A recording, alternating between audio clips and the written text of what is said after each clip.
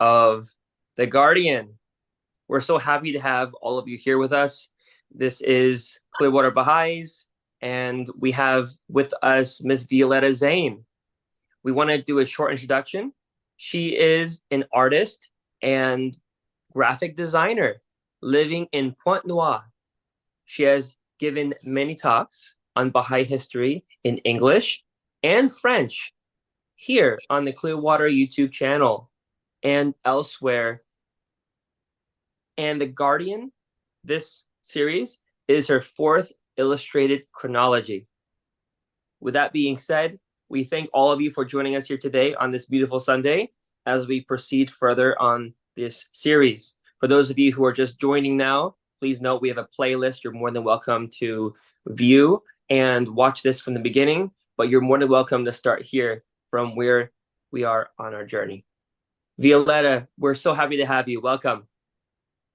Thank you very much, everybody. I have the proverbial good news and bad news for you. Because I'm a positive person, I'm going to start with the good news, is that I have waited for 16 weeks to be able to tell this story to you. The bad news is that I discovered so much exciting information. We may be here longer than usual. So that said, feel free to leave whenever you need to leave. Everyone on Zoom, on Facebook, on YouTube, and you will be able to catch the rest of it on the Clearwater YouTube channel. But with that being said, let me share my screen and start this exciting new chapter in The Guardian's life. Today we look at The Guardian, Part 16, 1943 to 1953, the Queen of Carmel. This is a chronology within a chronology. The events at the beginning of this part begin in let's see. Let me see when they begin. They begin in part 13. So they begin 3 parts before part 16. And I had originally written them separate, put them each in each chronological part. And then I got an inspiration from Michael Day, who wrote an amazing book that I'm going to tell you about. And I thought, I'm going to make a chronology within a chronology. I'm going to put everything having to do with the superstructure of the Shrine of the Bab in one place, even if some of the events predate where we are at now. Because right now in the Guardian's life, we are at 1953. This chronology, this part of the chronology covers the life of Shoghi Effendi from the age of 46 in 1943 to the age of 56 in 1953. 25th of December, 1943, William Sutherland Maxwell's exquisite design. I want to just pause and say that this is a story that has a lot of protagonists. The conductor of the symphony is Shoghi Effendi. He is assisted by 3 hands of the cause: William Sutherland Maxwell, Ugo Giaccheri, and Leroy Iowes. And they have collaborators in the Netherlands who are ceramicists. They have engineers who are Israeli. They have workers who are Palestinian Arabs. This is such an exciting story. But I want to begin by introducing you to Michael Day's coronation on Carmel. It is the story of the Shrine of the Bab.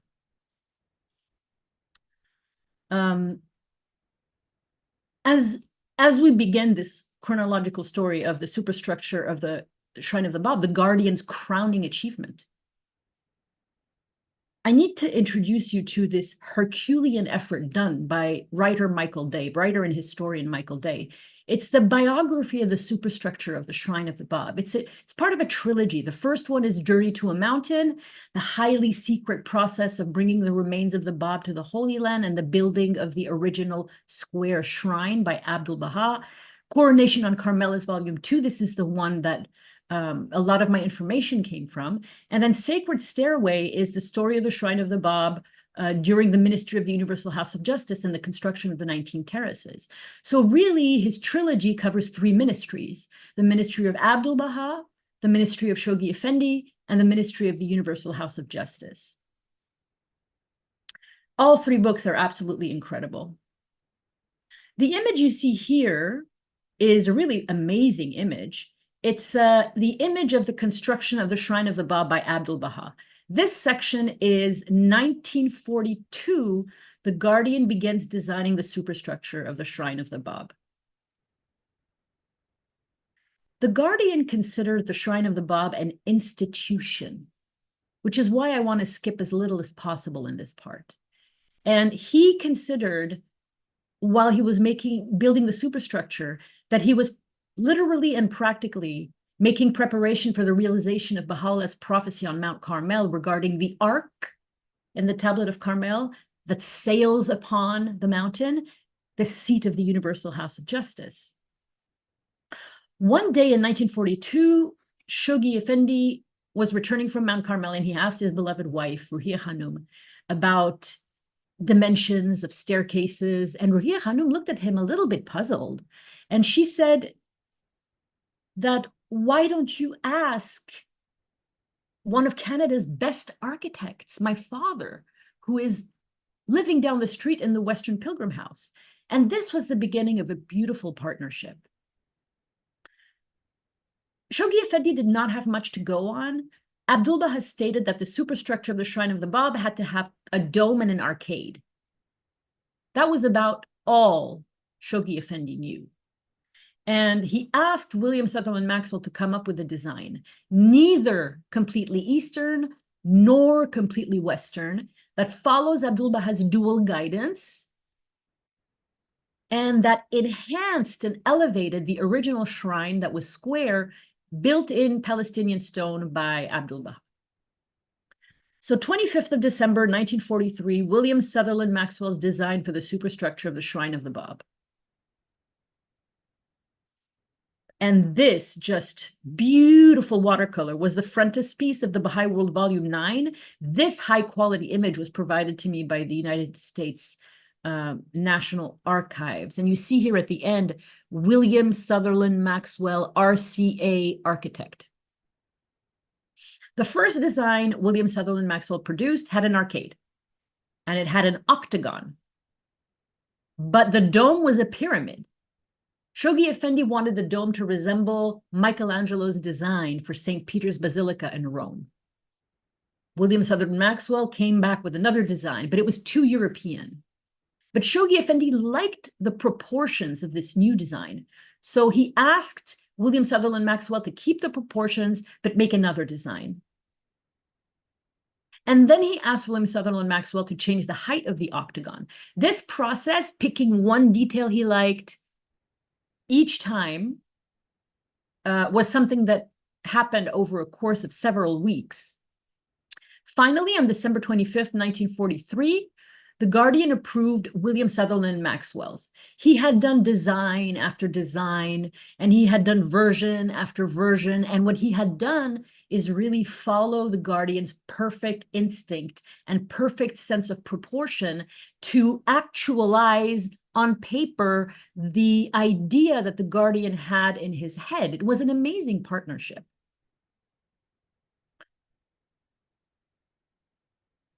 This story takes place quite a while later, 10 years later to be exact. One day, when the superstructure of the Bab had been finished, Shoghi Effendi arrived at the dinner table, beaming with happiness. Something extraordinary had just happened. And the Guardian explained, last month, I received a letter from Badi Bouchroui, one of Abdul Baha's secretaries. He said he had found among his papers a diary kept during the days when he served Abdul Baha, pilgrim notes, essentially. He wrote to ask if I'd like to read the diary, and I said, of course, I want to read it. So he sent the diary to Shoghi Effendi. And what do you think I found today, said Shoghi Effendi. I found a talk in which Abdul Baha explained how the shrine should be embellished and beautified. And there it is on Mount Carmel, just as the master had described it. Shoghi Effendi had followed his unerring intuition throughout the entire design process, and he had built the Shrine of the Bab exactly as the master had described it. The intimate collaboration between the guardian and his architect.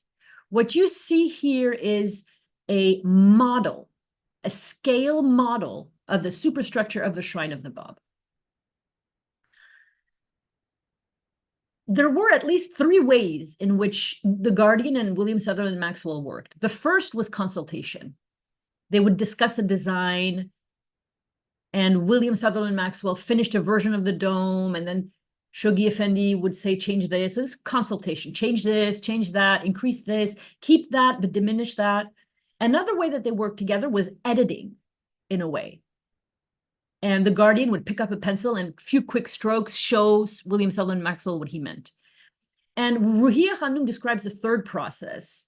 And there were no doubt many other processes to the Guardian's brilliant mind, but this one was kind of 3D. And this is when the Guardian asked William Sutherland Maxwell to build a scale model of the final concept so that he could visualize it perfectly. And the alchemy between the Guardian and William Sutherland Maxwell was so perfect that Ruhiya Khanum described them working together like a knife.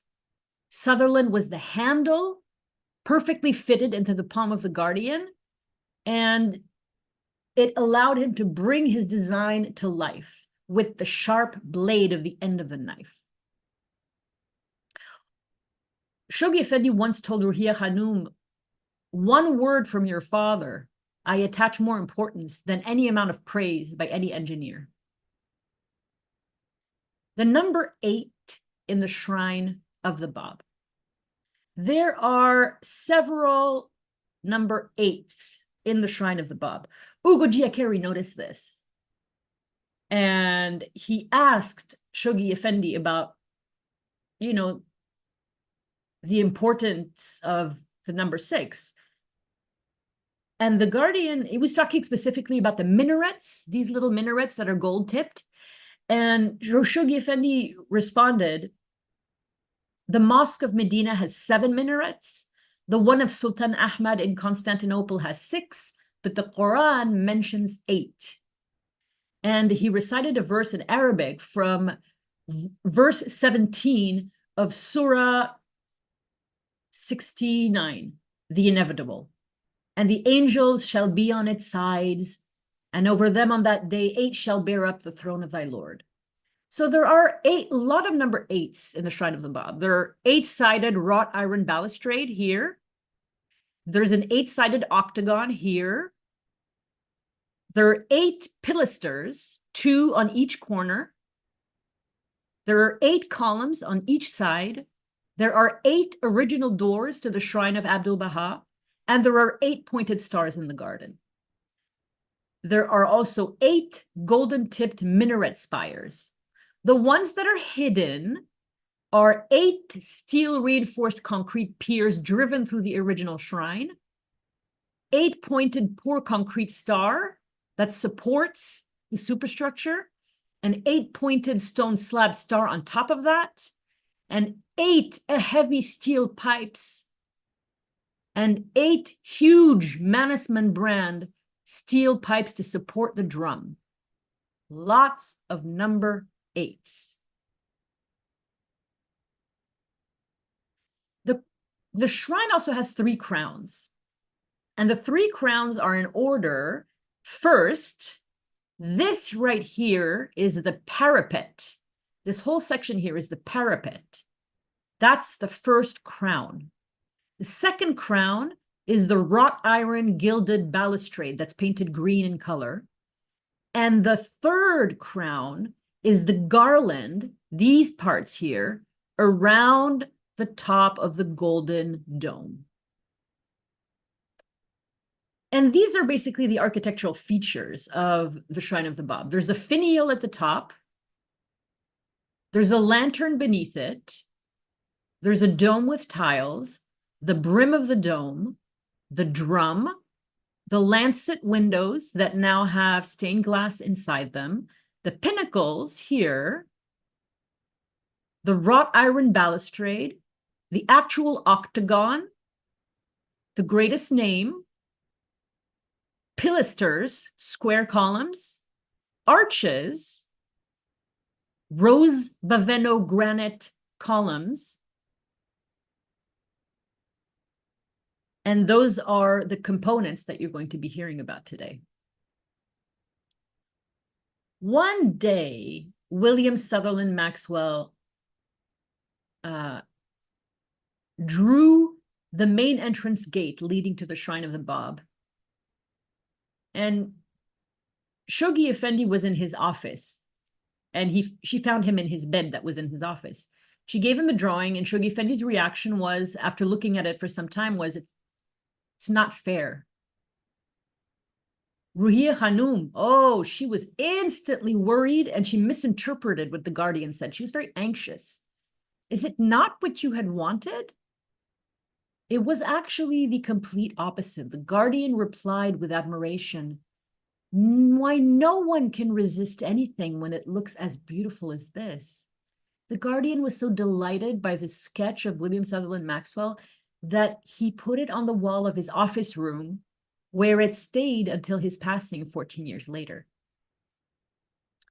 Of course, for Ruhiya Khanum, it was a blissful experience watching her father work side by side with the guardian. This drawing here is one of Sutherland Maxwell's details of the balustrade, which would surround the arcade of the Shrine of the Bab. Ruhiya Khanum described the deep friendship between the two men she adored the most in the world. And she said, of the many undeserved blessings in my life, this was one of the greatest, that God in his infinite mercy showered on me, the great love between Shoghi Effendi and my father. She also said, I learned to know and appreciate my father through Shoghi Effendi.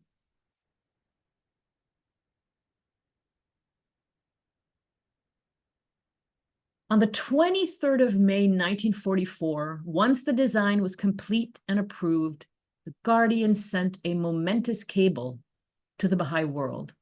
Announce friends' joyful tidings, 100th anniversary declaration, martyred herald faith, signaled by historic decision, complete structure, his sepulcher erected by Abdul Baha, site chosen by Baha'u'llah, recently designed model, unveiled presence, assembled believers, praying, early removal obstacles, consummation, stupendous plan, conceived by founder faith, and hopes cherished, center his covenant. After this announcement, the construction of the dome was put on hold for over 2 years. 15 December 1947, the building permit. But first, run by this book. It's called Shoghi Effendi Recollections by Ugo Giaccheri.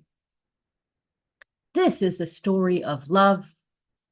Nearly every page of this book is a complete treasure.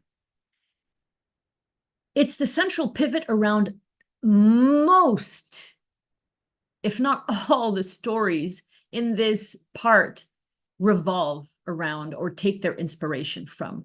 These memories are priceless because the book is an autobiography, and the author is not just a hand of the cause, but he was intimately associated with the Guardian for an entire decade, and he was a first-hand witness to the construction of the superstructure. Every page is scintillating. Ugo Giaccheri is an amazing writer, and he's filled with humility, and the combination are just adorable and stimulating and just absolutely incredible. So I want to introduce you a little bit to this wonderful, wonderful man, Ugo Giaccheri, Dr. Ugo Giaccheri. He was from an aristocratic Sicilian family, and he was a veteran of World War I. He was very tall and distinguished. He was extremely charming, something that will come in handy And he had a doctorate in chemistry.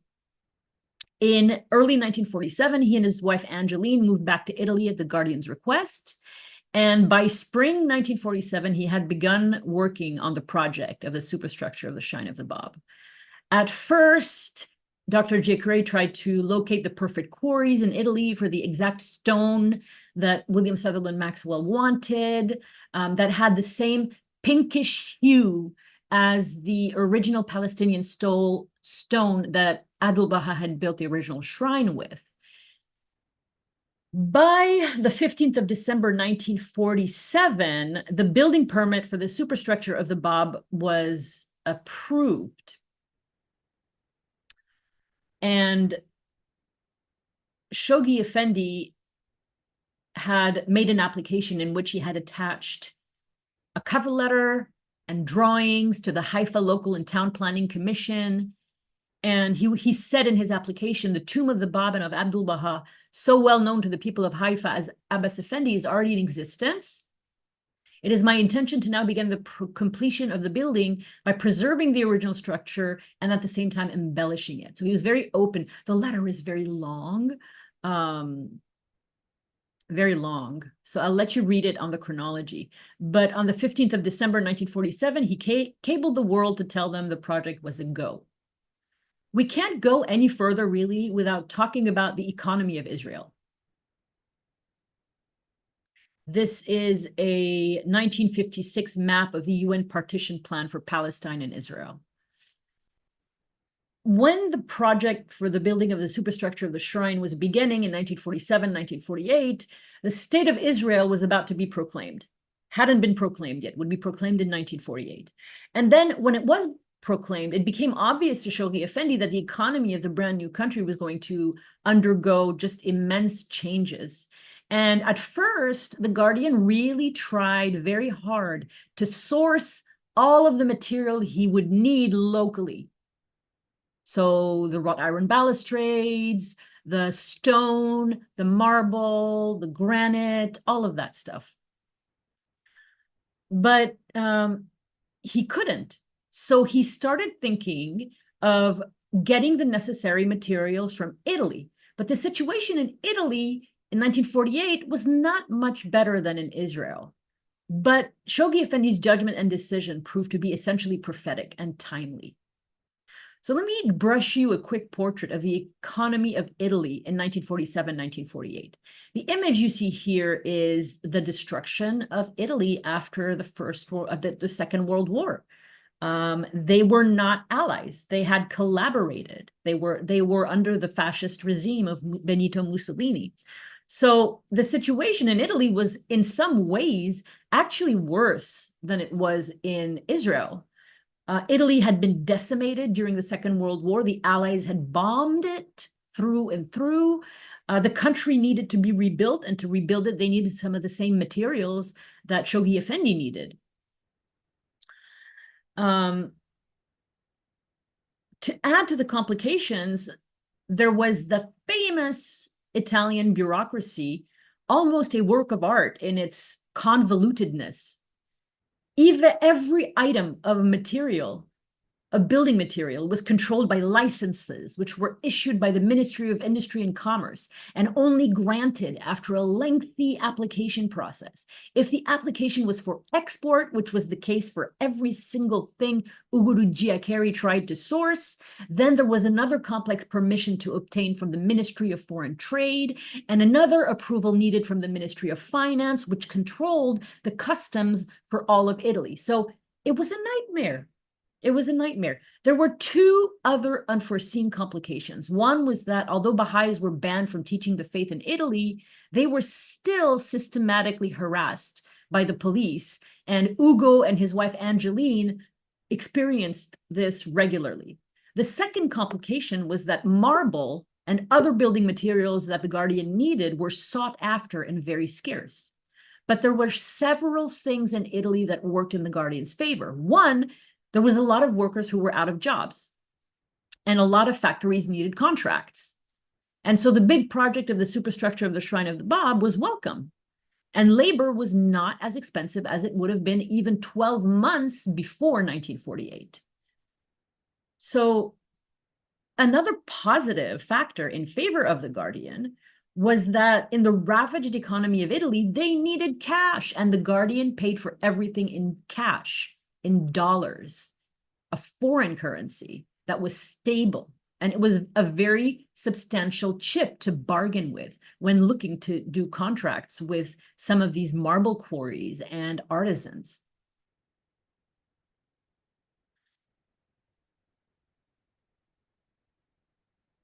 There were difficult communications with the Holy Land. This is a Sunderland, a short Sunderland Mark V, a formerly flying boat patrol bomber during the war that was developed and constructed by Short brothers. And once they were demilitarized at the end of World War II, they were used as mail carriers in all the outposts of the British Empire, which included Nigeria, India. That's how they got mail out. At the very beginning of Ugo Giaccheri's sourcing work in Italy, the Guardian had instructed him to send him photographs of in the intricate decorative parts. But communication with the Holy Land became difficult. Messages, photographs, and construction plans have to be sent by unscheduled airplanes in packages taken to the Rome airport and then called for at the airport in Haifa.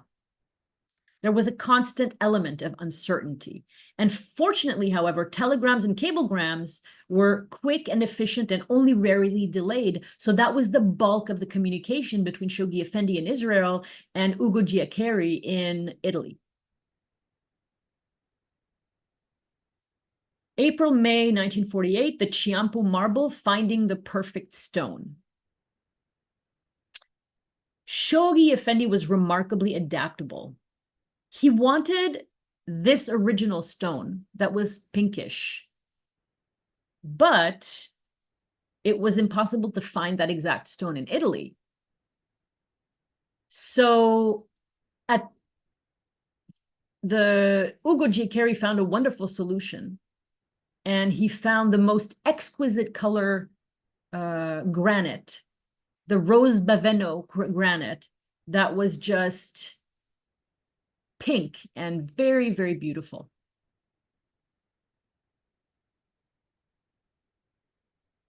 Early spring 1948, a single response to William Sutherland Maxwell's marble queries.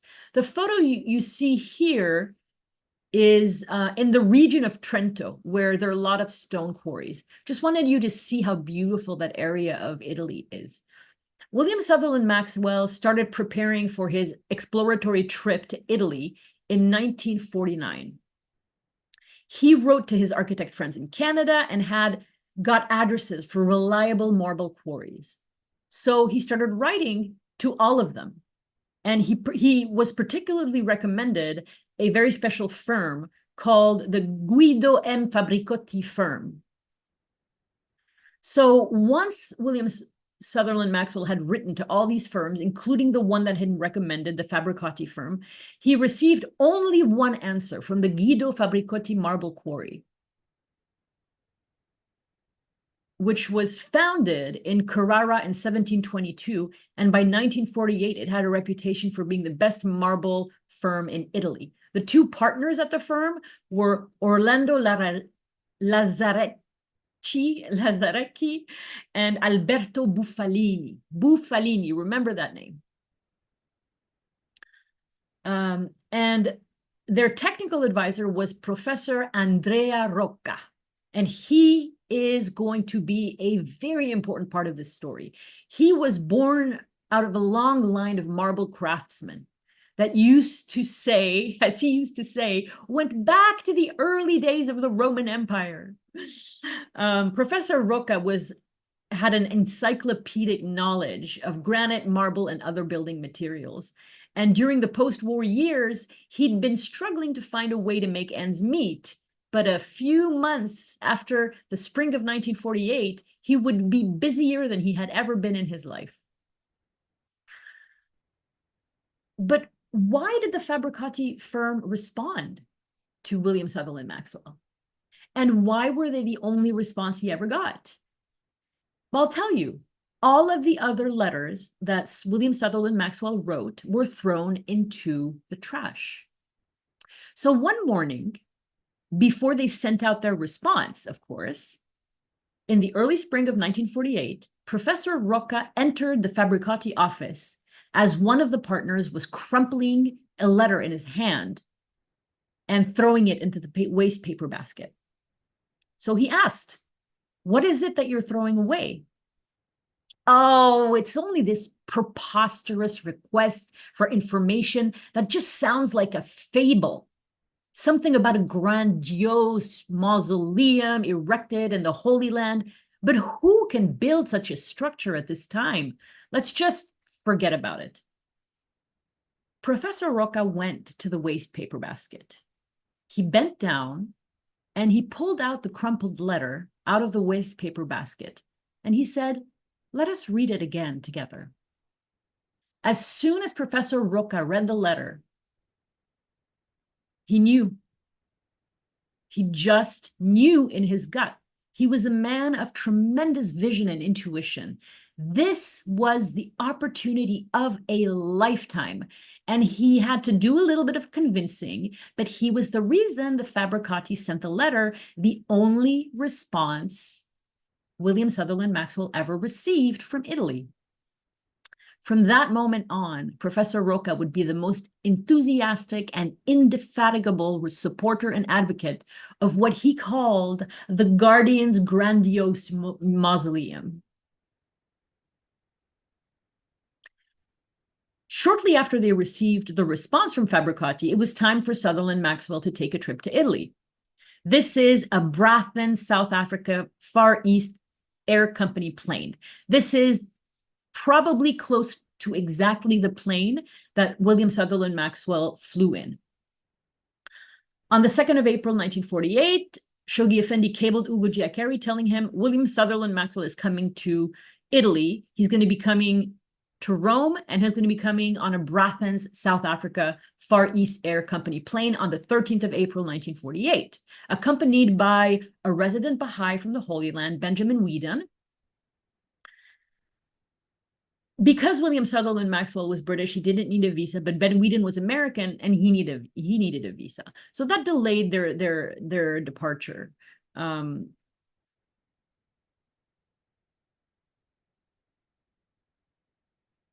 11 to 16 April 1948, William Sutherland Maxwell and Ben Weedon leave Haifa. Now, I don't know if this is exactly the type of armored car that William Sutherland Maxwell drove in, but it's pretty similar because you see it's covered in armor and they're just little slits for the drivers to avoid being shot at through the windshield.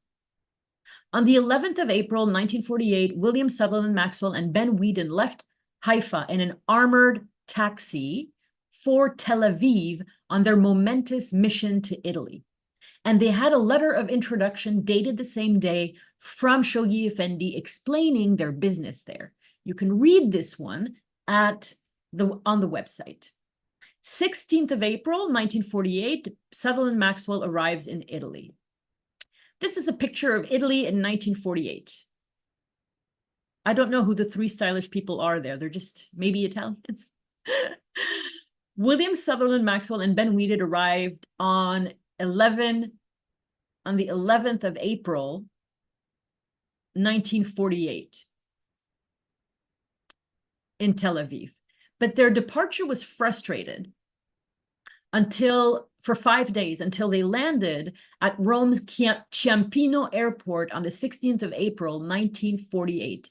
Ugo Giaccheri had gone to meet them several times since the 13th of April because he had no way of knowing when they were going to come. So for 3 days, he kept going back and forth to the Ciampino airport. And finally, he saw them come down the ramp and cheerfully greeted them. William Sutherland Maxwell's blue eyes were smiling as he told Ugo Giaccheri, "You were the last person to bid me farewell when I left for Europe so many years ago in 1941, and you are the first to bid me welcome on European soil." Shoghi Effendi was very relieved that they had finally arrived. Ugo and Angeline Giaccheri were so happy to receive their guests. And because the rents were too high, they were living in a hotel called the Hotel Savoia. And William Sutherland Maxwell and Ben Weeden took a room in the same place. April 1948, the catastrophic situation in Italy. Look at this destruction. This is the San Tommaso Cathedral in Ortona, which was literally gutted and bombed during the December 1943 fighting. Italy was reeling from the destruction of World War II. Public services were almost non-existent. All of the Italian railroads had been catastrophically damaged. The locomotives, freight, and passenger cars had been confiscated. Shipping was at a standstill. Millions of Italians were prisoners of war in almost every continent. Food, electricity, and water were rationed, sometimes unavailable. Italy was overcome with gloom and despair, and there was absolutely no relief in rebuilding the shattered economy of the country. This was why William Sutherland Maxwell only received one response to his inquiries. Practically none of the marble quarries in the Apuan Mountains of Tuscany, the place where the best and the finest marble was quarried, were open. They'd all closed. How was he going to find the marble he needed? Well, one of the things that he did, without wasting any time, on the 26th of April, 1948, he went to the Museum of Geology. This is a modern photograph of a marble exhibit in Carrara, Italy, where some of the best marble in the world is quarried.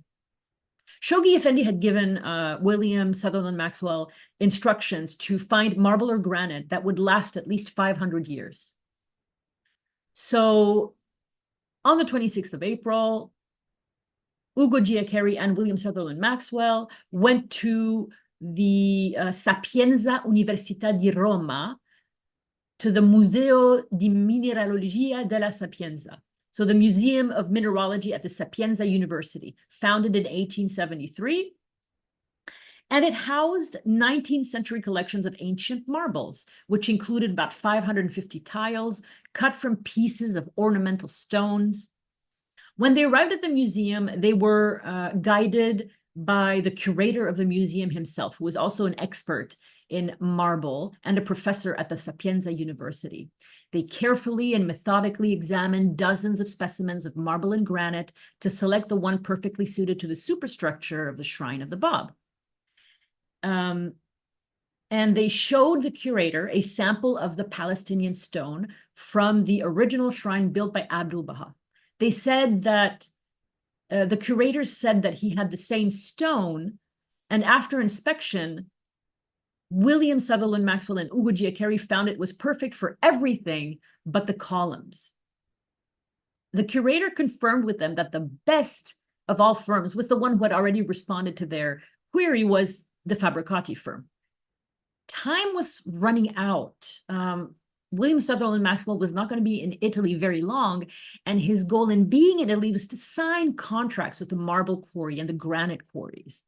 So the Guardian sent another cable saying that they had to find the quarry as soon as possible. Between the 26th and the 29th of April 1948, William Sutherland Maxwell consults with the Fabbricati firm. This is the Fabbricati firm. You see the marble here, and you see either supervisors or workers in this quarry. This is from the early 20th century. William Sutherland Maxwell invited the two partners of the Fabbricati firm to meet with him in Rome and establish their willingness to participate in the audacious project of the Guardian. The first stage was to build the arcade, the columns and the parapet that go around and over the original shrine, the original square shrine that would remain unchanged. William Sutherland Maxwell's design for the superstructure of the Shrine of the Bab was a columned arcade completely surrounding the original square building, creating a beautiful place for pilgrims to circumambulate the shrine. The initial consultations were to ensure that there would be enough granite to make the columns, enough marble to make the parapet and the rest of the building, and this was where Professor Roca came into play. Professor Roca was the one who discovered the two main materials of the superstructure of the Shrine of the Bob, the Chiampo Paligherni marble, which you see here and here, and this is raw and this is carved, and the Rose Baveno granite, which is here polished and here raw and here in a column. So I'm going to try to put all of these in the same image here. Professor Roca had started looking for marble or granite in Carrara, but his search yielded no results.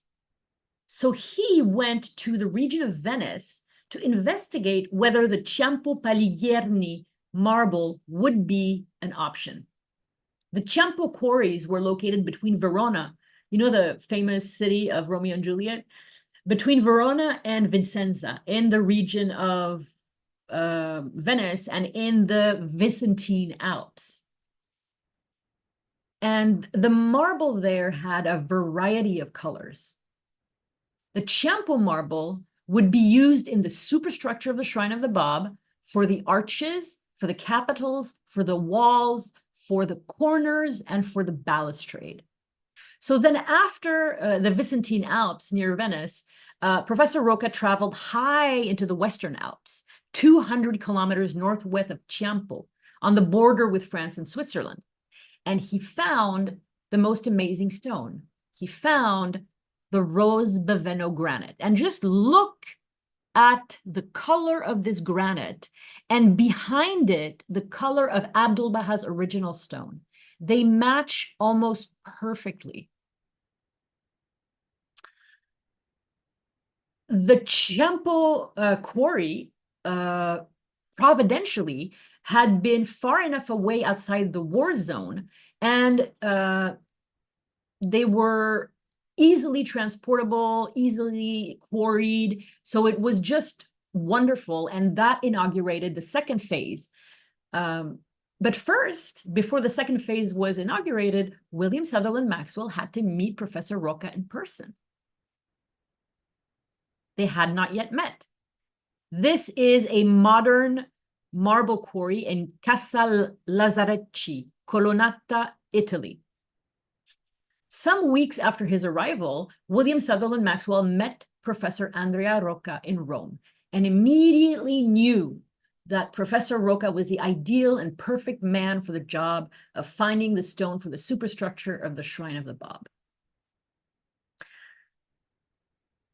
Together, they formed a top-notch team of surveyors to the Chiampo and Baveno quarries to select the perfect marble and the perfect granite, and then travel to the workshops, plural, where the stone would be cut and carved with the highest degree of skill. On the 5th of May, 1948, the contracts were signed. This background image is another photo of the Fabbricati firm. After the initial meeting with Guido Fabbricati firm, Ugo Giaccheri was very, very, very busy. William Sutherland Maxwell's designs were discussed in great detail, and every word of these consultations had to be translated from Italian into English, and then from Italian into English, and back to Italian. I mean, it was hard to negotiate because they didn't speak each other's language. And Guido Fabbricati spent several days crunching numbers, thinking of every last possible cost, and taking into account the best workmanship possible. They were so precise, they even included the wooden crates for shipping the finished work in their estimate that they sent the Guardian. Finally, the Guardian approved the estimate, and they were able to sign the contracts on the 5th of May, 1948. Once the contracts were signed, the wheels were in motion for an army of specialists to begin their historic work. Had the Guardian waited 1 year to get contracts, none of the quarries would have been available. It was just a question of divine timing. Pietrasanta, the sculptors of the Chiampo marble. You are looking here at an apprentice carving a block of stone manually, the way that stonemasons in Italy carved all the ornamentation around the Shrine of the Bob. The Chiampo Paglierno marble arrived in the Vicentine Alps, quarried in the Vicentine Alps, was carried 200 kilometers southwest to the small city of Pietrasanta in the pre-Apennine hills of the Apuan mountain chain, where it would be cut, carved, and sculpted. Pietrasanta actually literally means sacred stone, and it was the beating heart of the marble industry in Tuscany for 1,000 years. The Pietrasanta team would work on the Chiampo marble for the arcade. They were composed of 60 men from 100 different regional firms involved in marble sculpting. So they worked in several firms. That's why the number is higher. And all these men were graduates of the finest art academies of Italy. They were reputable, established sculptors who would model the capitals out of clay. They would first model the capitals, the columns, the pilasters, the panels, and the decorative elements in clay, and then carve them into the stone after they had a model to go from that they were happy with in terms of dimensions and harmony. One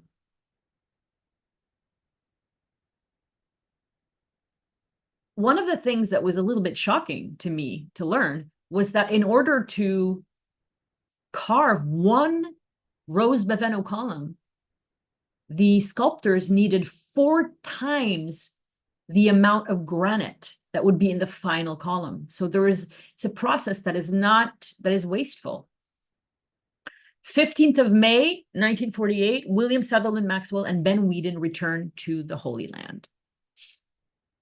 After such a successful trip to Italy, they returned to Haifa, having achieved phenomenal success. They were bringing their beloved guardian wonderful news. The construction of the superstructure of the Shrine of the Bob could begin. Everything was in place. Quarries, stonemasons, contracts. History was about to be made. June 1948 to July 1950, the foundations and the materials. Immediately after their arrival, structural plans for the foundation. Now, we're going to meet a new collaborator of the Guardian, Dr. Heinrich Neumann, an engineer from the Hebrew Technical College. He was the one to whom William Sutherland Maxwell turned for expertise. Together, they prepared the structural plans for laying the foundation and erecting the first elements of the colonnade.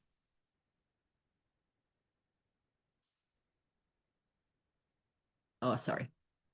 June 1948, the materials needed for the first crown. If you remember, the first crown was the parapet above the columns, the part that's here, and has inlaid stone of green and blue colors.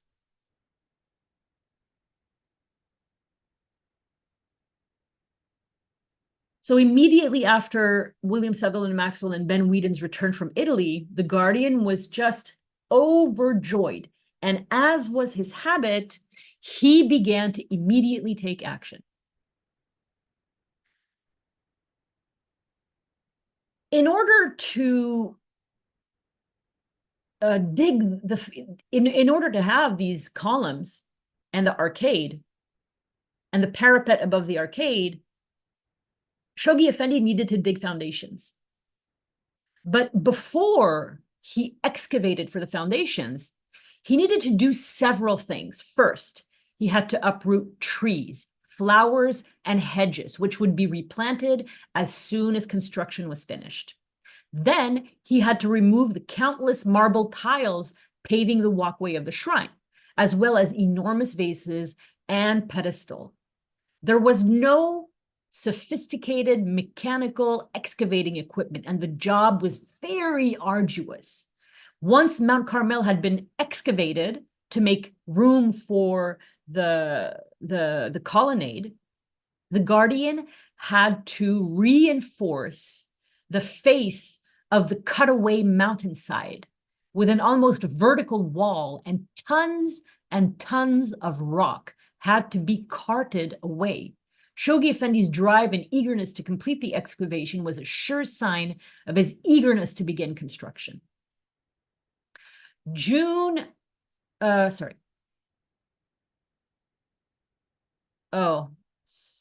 I don't know if I showed you this picture.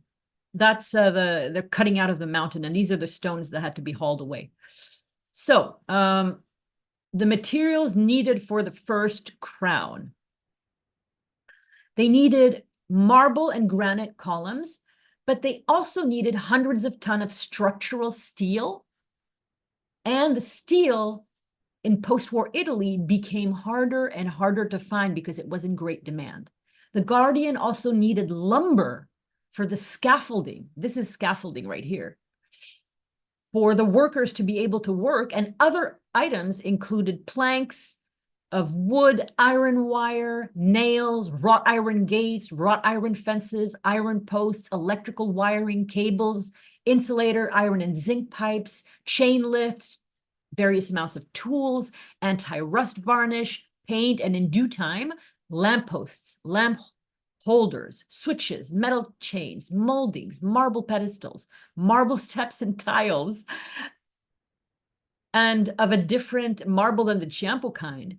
The Guardian also needed doors and window frames, planed and stained glass window panes, marble adhesive, electric globes and lamps, and many, many, many, many, many, many, many other items which he could not find locally.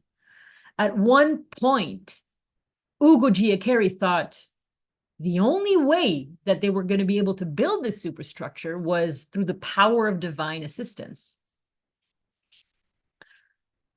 But in 10 years of working for Shoghi Effendi, Ugo Giaccheri never failed to find whatever obscure or complicated to source item that the Guardian needed.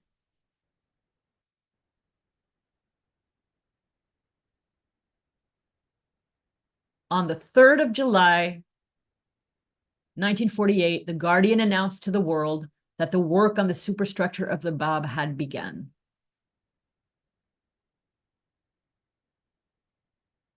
Before he sent the message on the 3rd of July, he came to the dinner table and told them after dinner, well, the historic decision to commence work on the shrine has been taken at 10:15 p.m. today.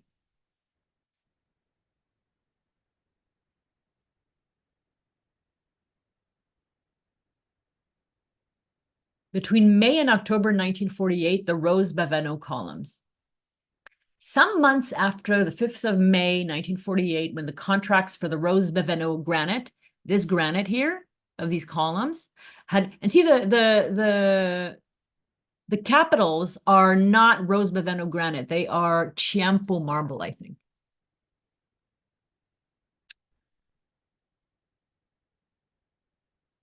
Ugo Giaccheri had an almost spiritual experience seeing these pink columns for the first time in all their glory. He said, "Never shall I forget the astounding impression I received when, in the marble working yard, I beheld the Rose Baveno columns, 24 of them, lined up like giant soldiers on parade, glimmering in the sunlight of a clear autumn morning in the Italian Alps."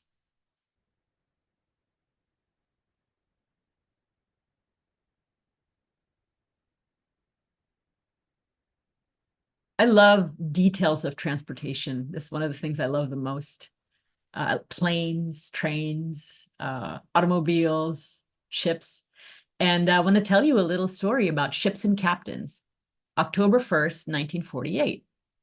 So the materials were now ready to be shipped for the first part of the superstructure, the colonnade and the arcade and the top, the first crown. Ugo Giaccheri sent a telegram to Ugo Giaccheri saying, ship the materials. You used more words than that. And then Shoghi Effendi sent another cable a few days later, and he said to Ugo Giaccari to give him the name of the ship. It was another sign of the post-war climate in Italy that Ugo Giaccari had a really hard time finding a captain willing to sail from Italy to Israel, because many of them thought that the Mediterranean Sea around Israel was rigged with mines and they would sink. But the materials began to arrive in Haifa. This is the port of Haifa. Almost by miracle, Ugo Giaccari found a ship that was available and a captain that was willing. The name of the ship was the SS Norte, and it would arrive in the Holy Land by the end of November 1948. In Haifa, everyone was getting ready quickly. Things were moving fast. Ben Weeden was making arrangements to bring the materials after they were unloaded at the port. Arrangements were made for clearing customs, and Ugo Giaccari sent word that the SS Norte wasn't the only ship. There was also the SS Campidoglio. 2 ships would arrive at the same time. On the 14th of November, 1948, the materials are loaded and shipped. So in Livorno, the Italian port, they loaded 72 wooden crates with 112 tons of columns, pilasters, and plinths, threshold stones, and the SS Campidoglio was carrying 40 tons of cut, carved, and polished marble and granite. And these were just the first among 152 tons of the total 800 tons that would eventually make its way to the Holy Land by ship over the lifetime of the project.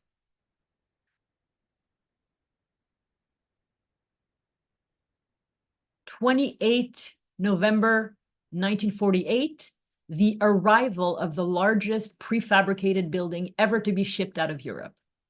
At the time in 1948, the superstructure of the Shrine of the Bab was a prefabricated building, meaning every element had been quarried and sculpted and carved somewhere else and then shipped to be assembled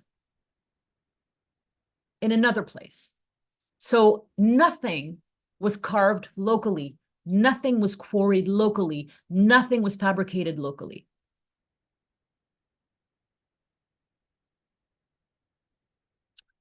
The SS Norte arrived on the 28th of November, 1948, on the anniversary of the ascension of Abdul Baha. And on the 3rd of December, 1948, the SS Campidoglio arrived, the largest prefabricated building ever to be shipped out of Europe. Part of it had arrived safely at the port. The building of the actual first colonnade and first part of the superstructure was about to begin. July 1950, the first crown, the arcade, and the parapet. This wonderful man, Italian man of the Fabbricati firm, Alberto Buffalini, passed away on the 10th of September, 1949. Before he died, on his deathbed, he told his 2 sons, "Take good care of the work of the Shrine of the Bab. Do your best, as that is the greatest work of our lives." 13 November 1949, the arcade and the colonnade. Love this picture. Love this picture. This is a photograph from the Baha'i World News Service. You see the columns with their capitals. You see the original building. Here you see one arcade. Oh, it's such an evocative picture.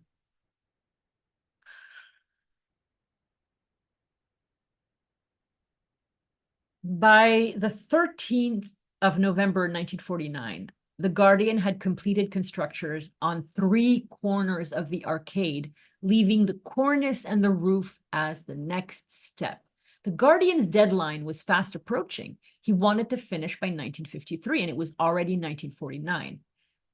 So as work progressed on the arcade, Dr. Giuccheri sent the Guardian samples for the 27 mosaic floral panels in hues of blue and green with red flowered accents, and the Guardian approved the designs. This is just a picture of 2 columns, and then you see a pilaster. See how it's square? There's edges here. These are the corner. There are 2 of them at a straight angle.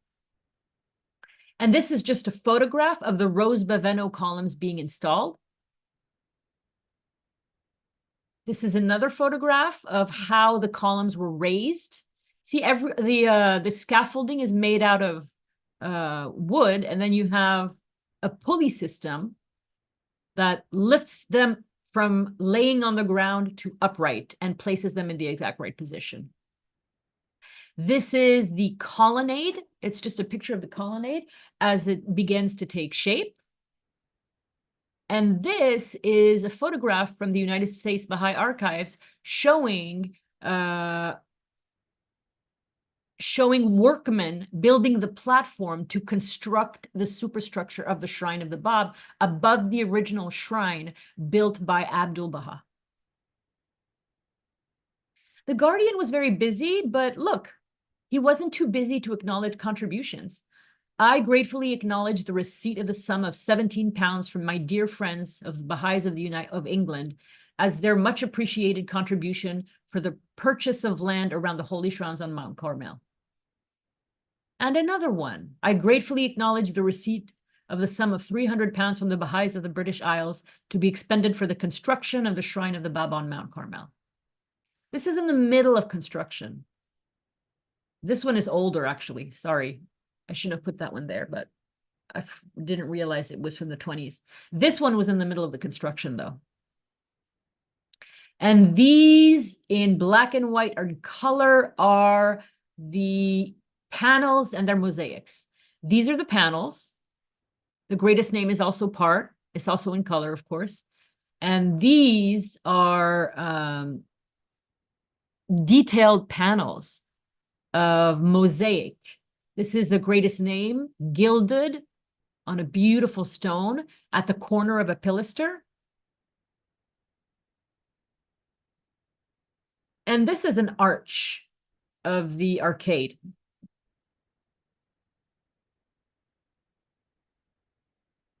This is the scaffolding that was used when they were erecting the what do you call them? The arches. When they were installing the arches, they would stand on these and then they would probably lift them up with a pulley system too. And this is a detail of the arches. Look at that gorgeous detail. And you see how it's in several parts? It's a beautiful creamy color. And the intricacy of the carving is just beautiful. On the 17th of June, 1950, the parapet and its mosaics. This is a close-up of this beautiful mosaic. The parapet panels of the arcade, so on the front of the parapet, started arriving the 25th of February, 1950. Once a crate was opened and the packing was removed, people were lost in admiration. The Italian craftsmen had outdone themselves and reproduced to perfection William Sutherland Maxwell's exquisite designs. The beauty of these mosaic panels gave people zest and energy to set them in and just to see how beautiful they were once they were installed where they needed to be on the parapet. The parapet itself was completed on Nowruz, 21st of March, 1950. And by 17th of June, 1950, the gilded greatest name on a green mosaic background was also in position, as well as the 3 ringstone symbols on the 3 corner panels. This is how panels were installed.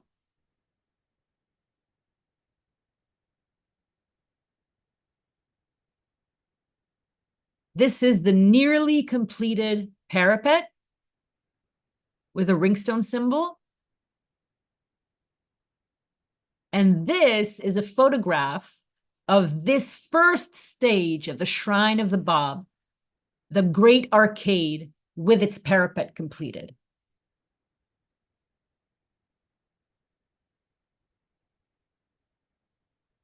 When asked why green glass mosaic, the Guardian said because green denotes the lineage of the Holy Bab, and scarlet signifies the color of the blood shed by his martyrdom.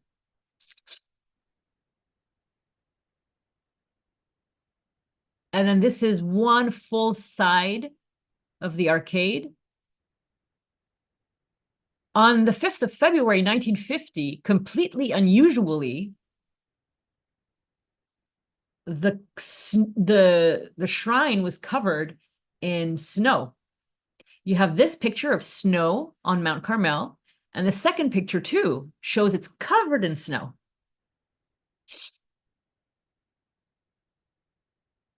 The cold front had hit through almost all of Israel by the 27th of January, 1950, and it snowed in Petah Tikva, in Netanya, in Rishon LeZion, in the Sea of Galilee, in the Negev, and in the Dead Sea. 15 centimeters of snow fell in Haifa, snowing the next day again, covering the entire city in a blanket of snow. A week later, the snow was so thick it covered Mount Carmel and piled up against the gate leading to the Eastern Pilgrim House.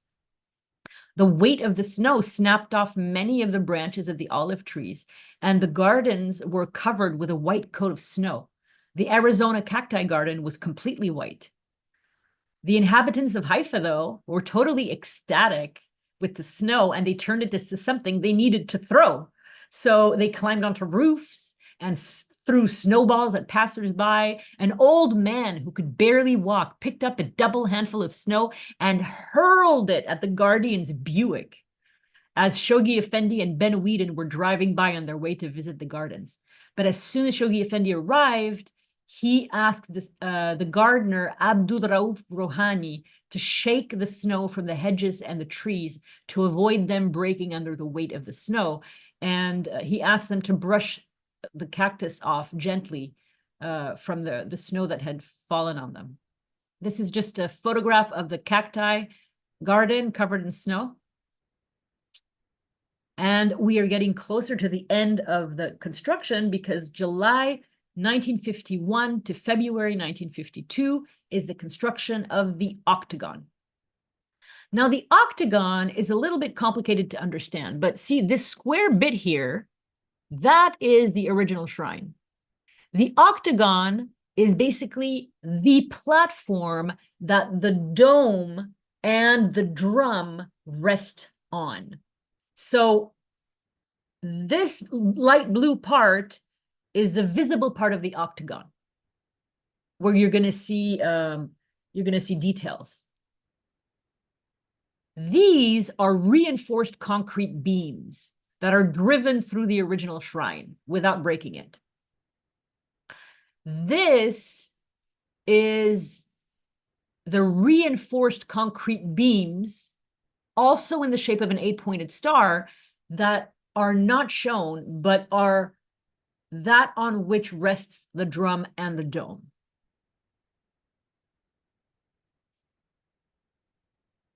When the construction of the octagon, which you can consider both the visible part and the invisible part as the structure on which the drum and the dome rest, there was a very real possibility that they would break the shrine because they were driving piers through the place where Abdu'l-Baha was buried, and that they would destroy the tomb of Abdu'l-Baha. And so Shoghi Effendi had to be very careful. He had to ask experts to study the likelihood that the shrine would be fissured, broken.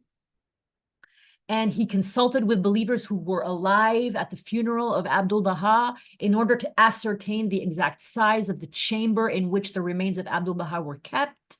If the piers penetrated the vault where the remains of Abdu'l-Baha were, Abdu'l-Baha's body would have to be moved. This was something that was weighing on the Guardian. Ruhia Khanum thought, There is a very simple solution. If the construction breaks into the vault, Abdu'l-Baha's bodies could be removed temporarily and placed somewhere else. But the guardian responded with a wonderful response that showed his spiritual perspective. He said, the remains of the master could never be treated so unceremoniously. They must be befittingly removed with great ceremony and laid befittingly in some other place, and then with equal reverence be reinterred. Where would he find the people to be present on such solemn and sacred occasions? With a lukewarm local community composed mostly of servants and all the doors to neighboring countries closed. Who would he find to attend to the sacred removal and reinterment of the remains of the center of the covenant?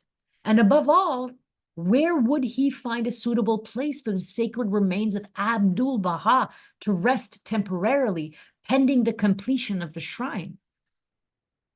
Eventually, though, William Sutherland Maxwell determined through extensive percussing that the piers would not damage the original shrine and that the removal of Abdu'l-Baha's body would not need to happen.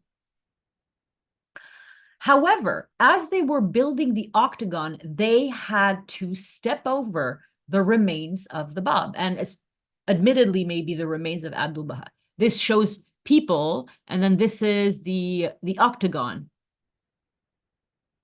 Shoghi Effendi, in his immense sense of reverence, felt it was irreverent for anyone to walk over the roof of the original shrine, which was directly above the shrine of the Bab, and it was only tolerated when it could not be avoided, and only for technical reasons. Many, many times, the guardians warned his collaborators of the sacred nature of the shrine and that it did not permit anyone to walk over the remains of a manifestation of God. July and August 1951, the steel piers. This is a photograph showing showing markers placed where the steel piers and the reinforced concrete foundation of the superstructure of the Shrine of the Bab. So this is the steel here, and the reinforced concrete is going to be poured on this. And it would have to be poured in one go. So they installed the steel reinforcing and the wooden framework before pouring the concrete and finally creating the 8 piers. July to August 1951, the 2 superimposed 8-pointed stars. So now you sort of see them. One here is at the bottom, and then another one here is where this man is walking, where it's going to be settled, where it's going to be where the 8 pipes are going to be laid. And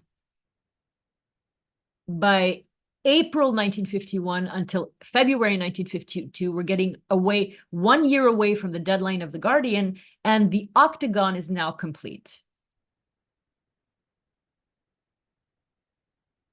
By now, shipment after shipment had left Italy for Haifa with carved stones for the octagon, 8 15-feet pinnacles, 8 wrought iron balustrades, 8 steel pipes, 18 lancet window frames, 100 tons of cement, impossible to find in Israel, 35 tons of building timber, 15 tons of steel, just material after material.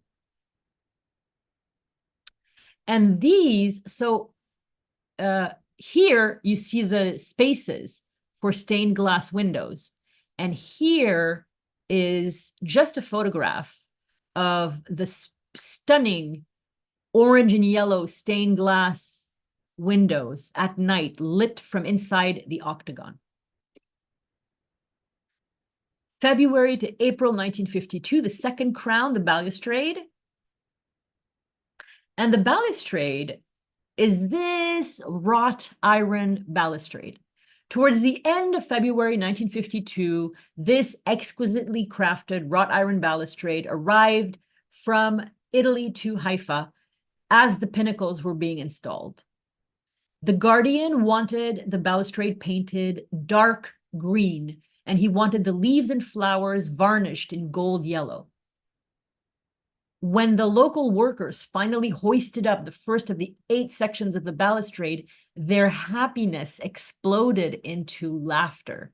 The Guardian had made constructing a building a thrilling experience for all those involved, Baha'is or not Baha'is.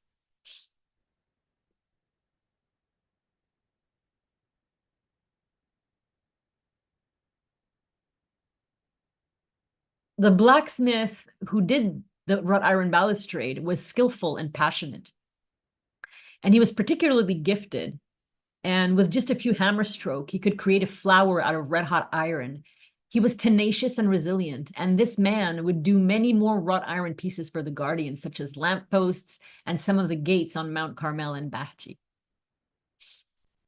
The 8 pinnacles. We can see the pinnacles here from a distance, and this is a close-up of 2 of the 8 pinnacles, golden tipped.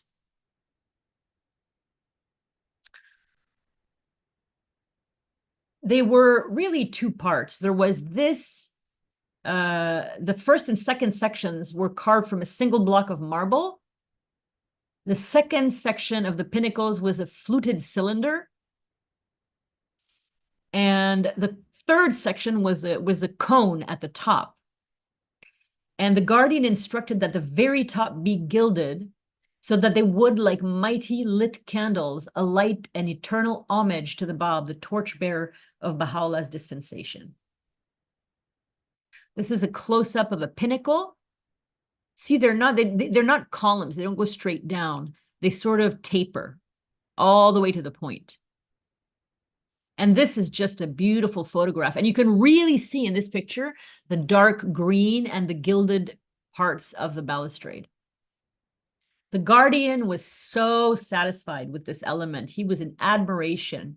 He was very satisfied with the blacksmith's job. Every new arrival of construction material, however, was a source of joy to the Guardian. The project was advancing so perfectly. And the man who painted the balustrade in dark green was Mr. Colfax, a very skilled gilder who had come to the Holy Land from Germany. And he was a gilder, so he gilded the balustrade, but I think he's also the one who painted them green. This is just a small section, just on the 3 hands of the cause who were at the Guardian service during the building of the superstructure to the Shrine of the Bab. William Sutherland Maxwell, the father of Ruhiya Hanum and father-in-law of Shoghi Effendi, Ugo Giaccheri, Leroy Iowis, a Canadian, an Italian, and an American. And just absolutely wonderful collaborators. Never questioned the Guardian and what was possible, just did everything they needed to do until on the 25th of March, 1952, the immortal architect of the Shrine of the Bab, William Sutherland Maxwell, passed away. We'd seen in the last part that he'd had several health problems, and he recovered from a gallstone attack in 1950. But in the summer of 1951, at the age of 77, he returned to Canada, and he would never leave. 6 months after arriving in Canada, he received the Guardian's uplifting news that he had appointed him a hand of the cause. But his health continued to decline, and he died in March of 1952, 3 months later. His beloved and only daughter, Ruhiya Hanum, received the tragic news while she was preparing to travel to Canada. But the Guardian was struck down by the passing of his precious collaborator and father-in-law. Ruhiya Hanum has absolutely heartbreaking words to describe the Guardian's pain, saying, "The grief of Shoghi Effendi was so intense that I had no time to stop and think that after all, it was my own father who had died."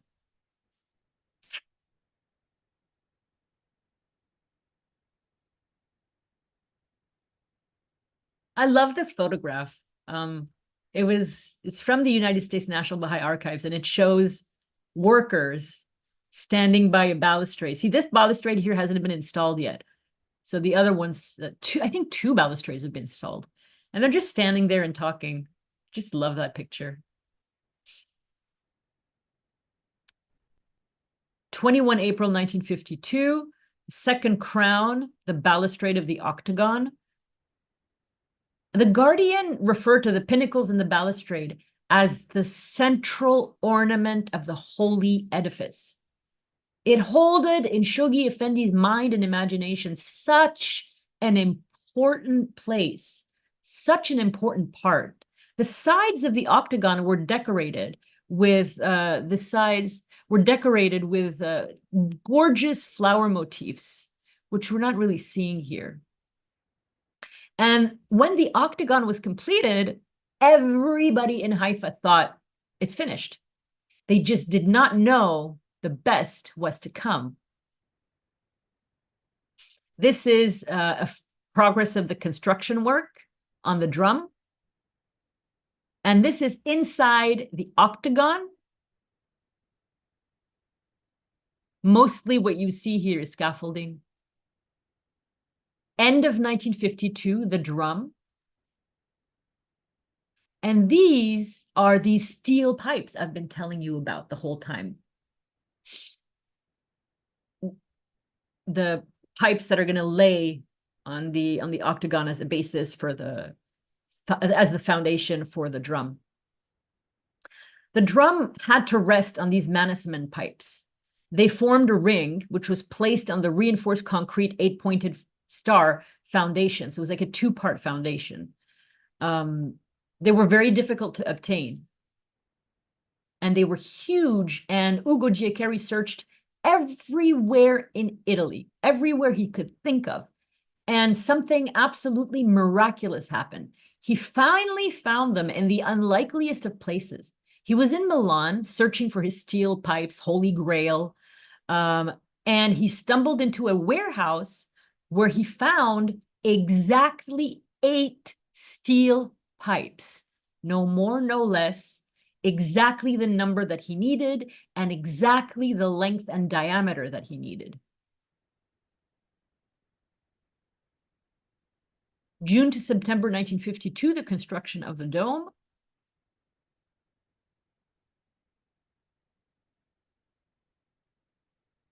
As soon as Leroy Iovit arrived on the 10th of March, 1952, the Guardian appointed him project manager for the erection of the drum. The drum is this part here. And the dome sits on top of the drum, which sits on top of the octagon. And the drum sits on the double foundation. That's an 8-pointed star and the 8 Mannesmann pipes. The construction of the drum was very intricate. It had to be perfectly circular, and it had to be composed of 2 panels. One that was an outer stone wall and one that was an inner concrete panel. And they were separated by a hollow space in between the 2. Construction workers began building the wooden scaffold in June 1952.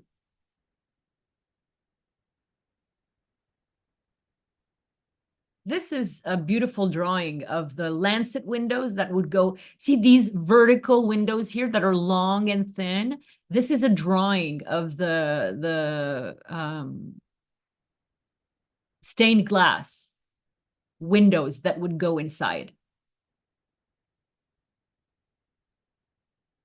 At the base of each window, there would be a large block of carved marble jutting forward, which you can see in this image here.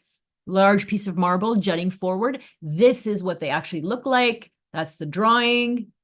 That's what they actually look like. And the color scheme really matches the stained glass windows in the octagon. And the reason why there are 18 lancet windows is because there were 18 letters of the living. Speaking one evening about these lancet windows, the Guardian said the letters of the living are the channels through which the light passes, and stained glass is a channel through which light from the inside passes as well. It was on the Guardian's part, in his words, repay part of the infinite debt of gratitude owed its martyrs. Every aspect of the shrine has deep spiritual meaning, and it is all due to Shoghi Effendi's innate and total and complete sense of reverence, something we can all learn from. The colors of these windows are mainly yellow with some red and some green and some violet. The way the stainless steel was produced was it was a complicated search to find the right place. Ugo Giaccheri went to firms in Spain, Belgium, Florence, and Italy, and he finally settled on a reputable firm in Turin, Italy, owned and run by Cristiano Jorger, a very well-known expert stained glass glazier.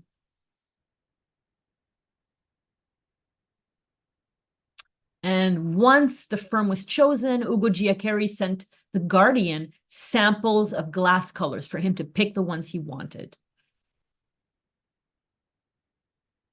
Then after they arrived in Haifa, they had to be installed. And you see here the scaffolding to install the windows. The head mason and his crew were just enchanted. They were so proud of the work that they were doing. They handled the heavy blocks of marble that were going to go in front of the lancet windows. When they installed them, they were just so joyful.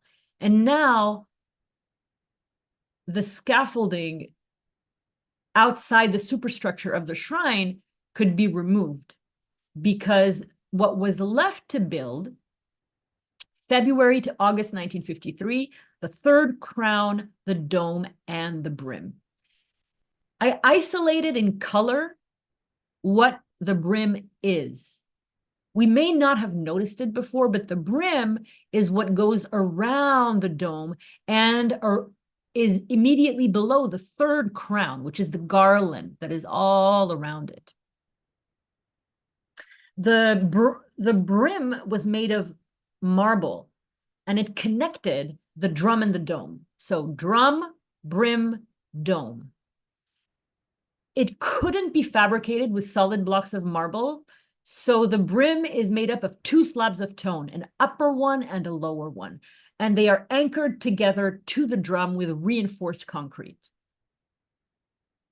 I want to introduce you now to a wonderful, wonderful man, Abu Khalil, the master mason who built the dome. This is Abu Khalil here, standing with Leroy Iowas, and this is Abu Khalil here, with Leroy Iowas, and you see this. This is the bell, the finial that goes at the top of the shrine. He was just a wonderful, wonderful man. He was highly principled, extremely skilled. He was from Akka. He had considerable talent as an artisan. And although he was of modest means, it wasn't because of the salary that he joined the team. He was a man of great integrity, and he asked, before he joined the project, to first see the drawings of the superstructure, and he wanted to interview the engineer before he signed on to the project. After looking at the drawings and interviewing Dr. Heinrich Neumann, the project's engineer, he signed on as a stonemason. But Abu Khalil's skill was just so great, and his talent, his sheer talent, was so impressive that he became much, much more than a stonemason on the project. From the moment he started working on the superstructure of the Shrine of the Bab, he was the man who solved the trickiest problems. He's very creative, very intelligent, he could think quickly on his feet. The outer wall of the drum was made of Chiampo marble. And after Abu Khalil had finished his brilliant work on the drum and the dome, Hand of the Cause Leroy Iowas had to write him a letter of thanks, just to thank him for his significant contribution. And the Guardian I love the Guardian. The Guardian, to thank him for his work, offered him an expensive Persian carpet to show his appreciation of him. Abu Khalil played a huge role in the construction of the superstructure of the Shrine of the Bab and the International Baha'i Archives. He lent not only his talent, but his wisdom to both of these projects. February 1953, the brim.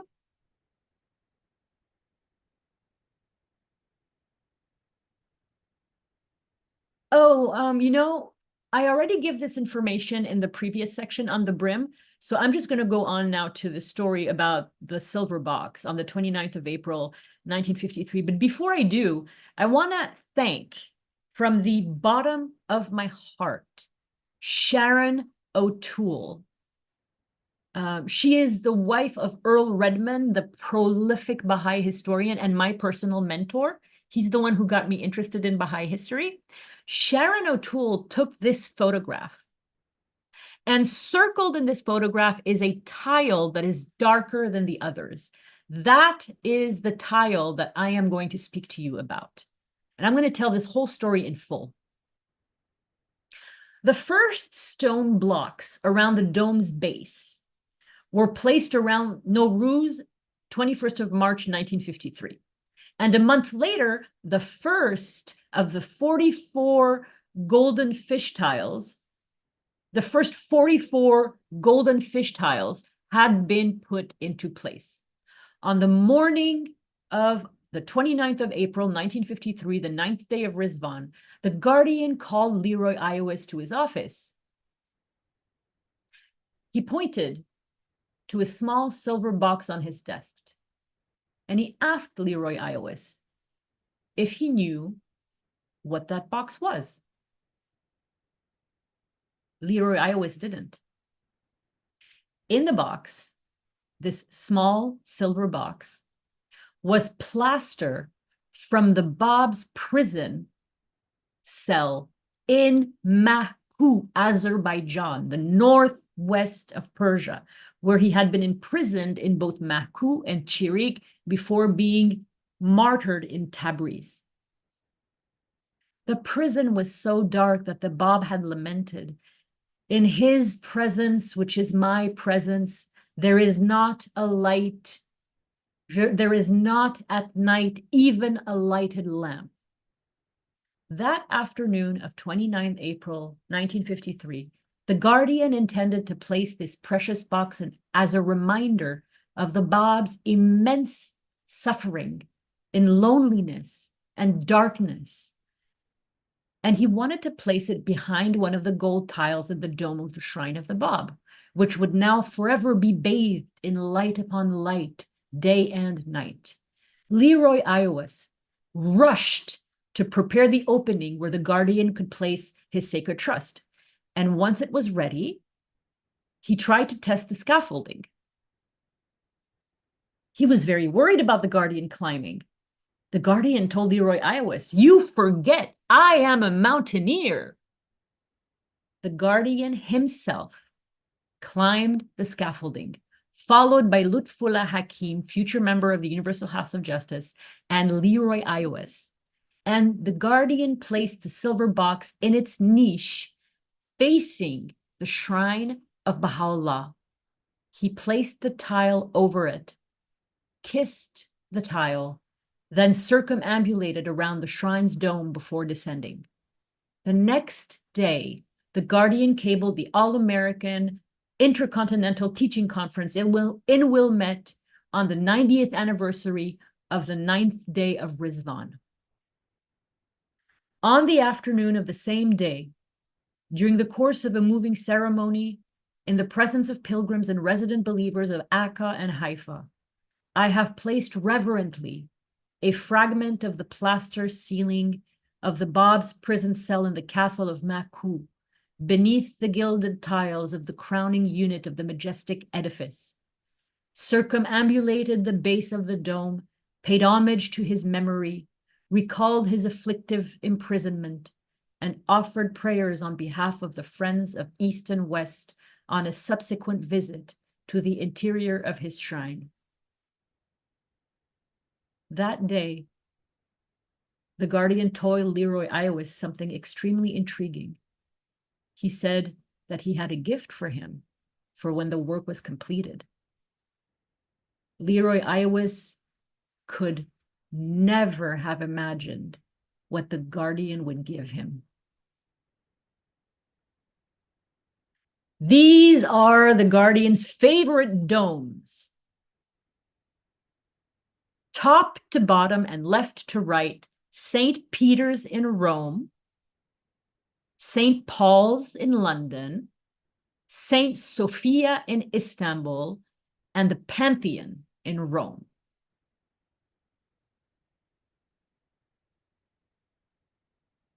Finding the solution for the cupola of the dome. So the cupola is like the round shape of the dome that's underneath all these tiles.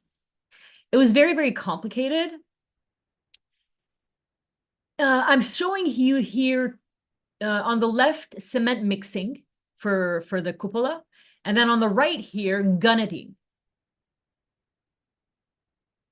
Spraying cement. Heinrich Neumann, the engineer of the project, was the one who found this solution, because the thing is, the dome could not be too heavy, otherwise the entire building would crash, because it was resting on this foundation of these two superimposed 8-pointed stars, and it could not be too light because it wouldn't handle the weight of the tiles. So what they find was this technique called gunneting, which is this one here, spraying with a hose, spraying cement. And it's kind of like, it creates kind of like a super, let me just tell you what Dr. Newman said to Ugo Giaccheri. It will be as light and strong as an eggshell and capable of holding tiles and stones with a margin of weight capacity to spare. So it's a really genius idea. And gunneting was the way that they went. So here is a picture of gunneting the cupola of the dome. They sprayed 2 coats of concrete, each about 4 centimeters thick. And this is what the tiles are going to be affixed to. So this is this lantern, which until I got to this point, I didn't realize there was a lantern above the Shrine of the Bob. But what was the biggest problem that they encountered was, how are we going to hoist this all the way up? Because it's 700 kilos, it's almost a ton. And this is where Abu Khalil was just a genius. He suggested an experiment to Leroy Iowis to see if they could do it. So they said, why don't we just hoist up the bell and leave it with the lever that's hanging on overnight over a thick cushion of sand. And we're going to leave it 24 hours and see if it breaks and if it's going to fall. 24 hours later, the enormously heavy bell was still hanging. So they hoisted it up with a lever here. See the lever here?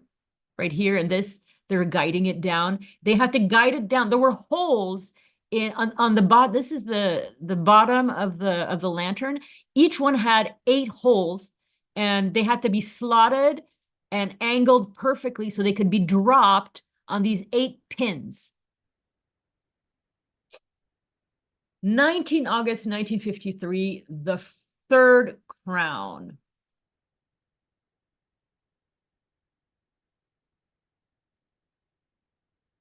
So the 3 crowns had actually been Abdul Baha's idea, which is something Dr. Giaccheri was informed of by Shoghi Effendi. And the 3rd crown lies at the base of the dome, and it's this beautiful garland. It's 36 sections of marble carved with dainty leaves and flowers. And you can't tell just by looking at them, but the tallest parts are 6 feet high, 2 meters. So after this was, they were all like locked into place around the base of the dome and above the brim. Then what they needed to do was the ribs of the dome. The dome had 18 ribs. kind of like 18 letters of the living. There were 18 ribs, and they came also to be assembled in precisely cut parts that had to be slotted exactly right so that they would hold, and then they had to be cemented into place. And of course, everything that was sent from Italy was numbered. There were numbers underneath the stone so that they would know where everything fit. September 1951 to July 1953, the golden tiles. I'm going to start with the bad news. The many problems of the golden tiles. Ugo Giaccheri had to find a manufacturer, which he could not find. The material of the tiles was just impossible to find, or to determine, or to come up with, or to invent.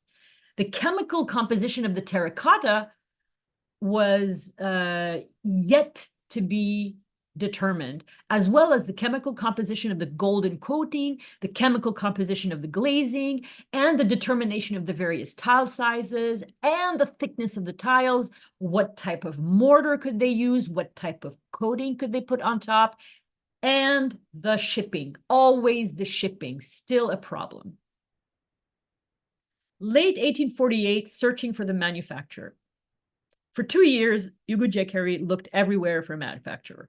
He looked in Italy, he couldn't find one.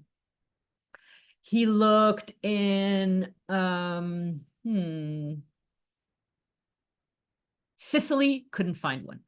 Looked in Spain, couldn't find one. Looked in Portugal, couldn't find one. So I guess he had the rest of Europe to look through, basically, to find his manufacturer. Exploring tiles and shape.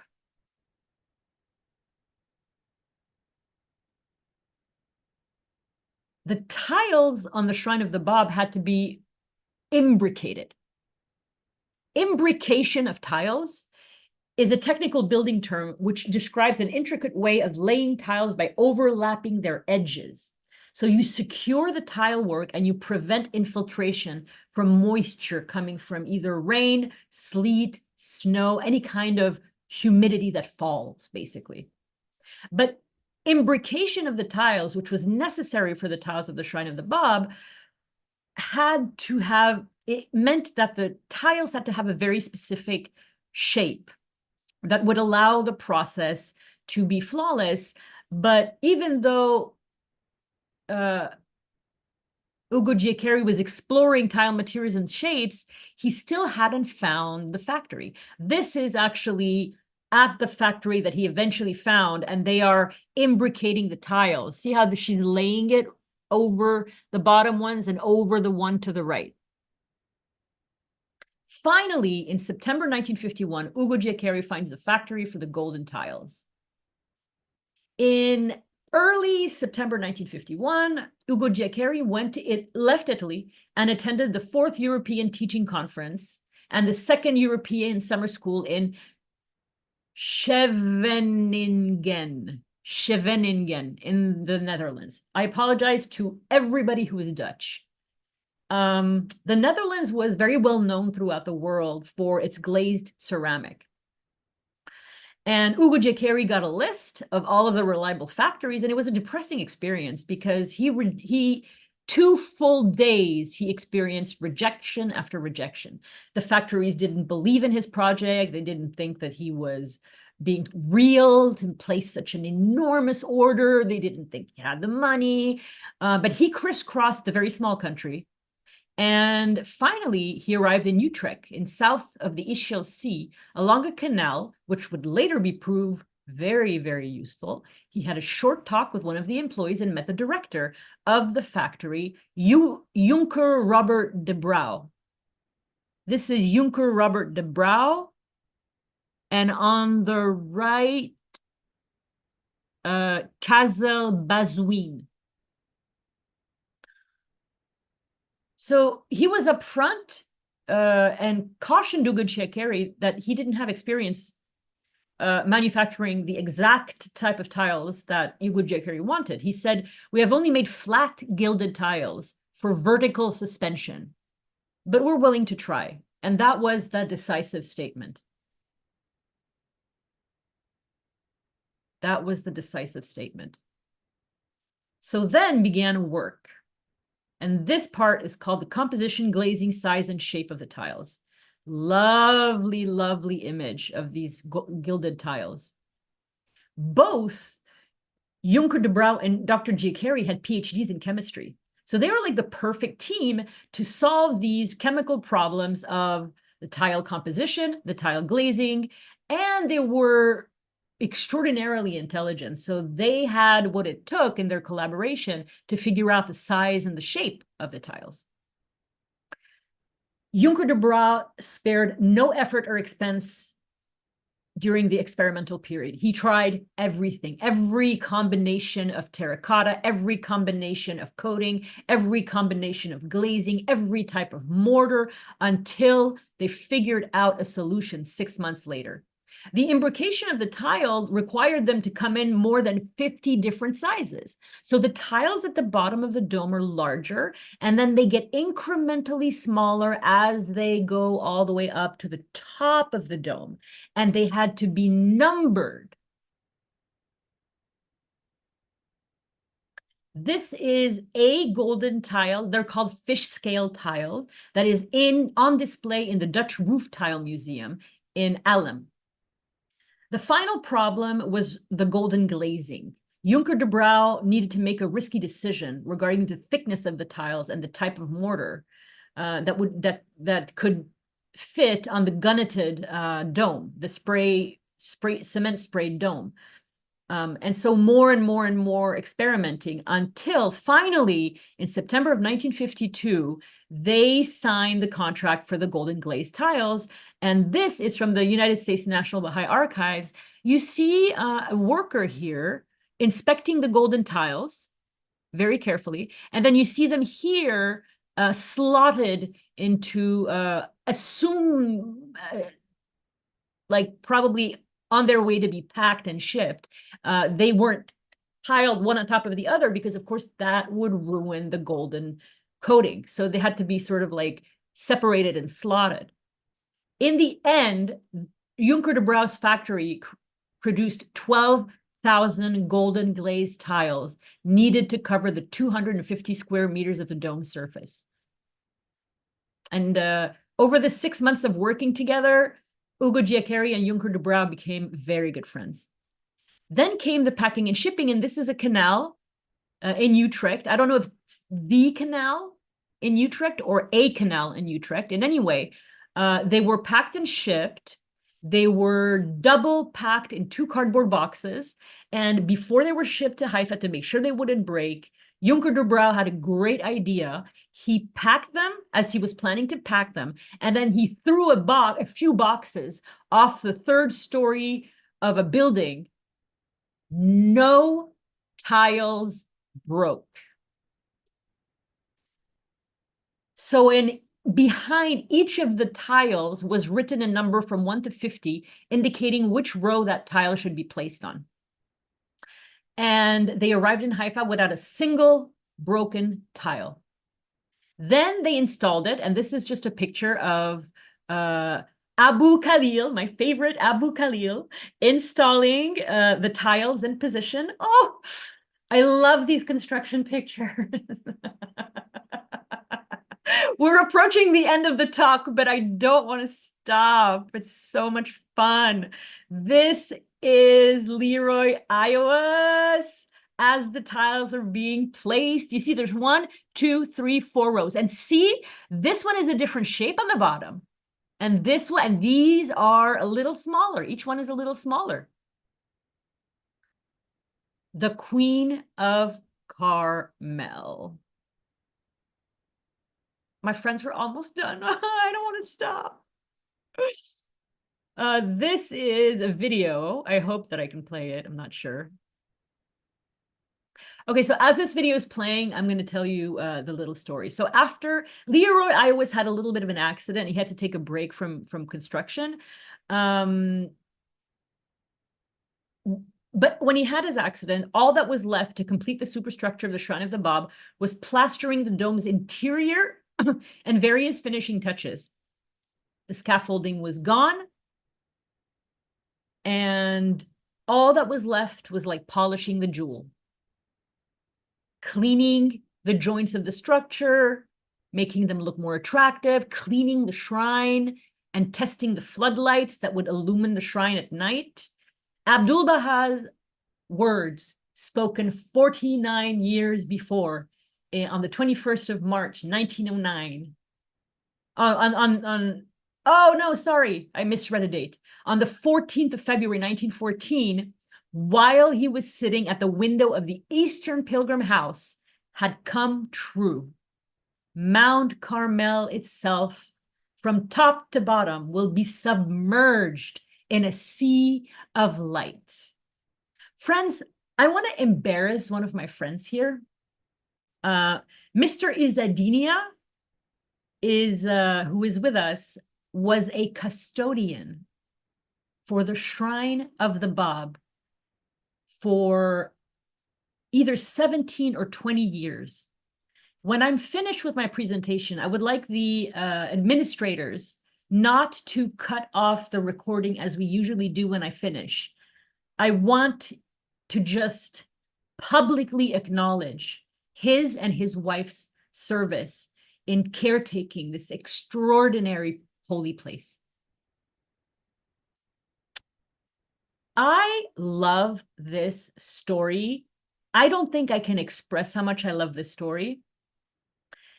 The Shrine of the Bab has very, very, very various types of architecture. You were already familiar with this when I explained how Shoghi Effendi decorated holy places. But these are the architectural styles present in the Shrine of the Bab. Moorish architecture for the arcades on the left. On the top right, Italian architecture. On the bottom right, Greek architecture. On the bottom right, Greek architecture. On the bottom left, Italian architecture. Also Italian architecture of a different style. And in the center, Roman architecture for the mosaics. 7 October 1953, the Queen of Carmel.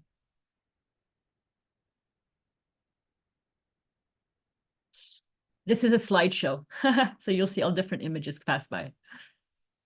The superstructure of the Shrine of the Bab was now complete. The Guardian's most outstanding achievement at the heart of the Baha'i World Center, what he considered an institution.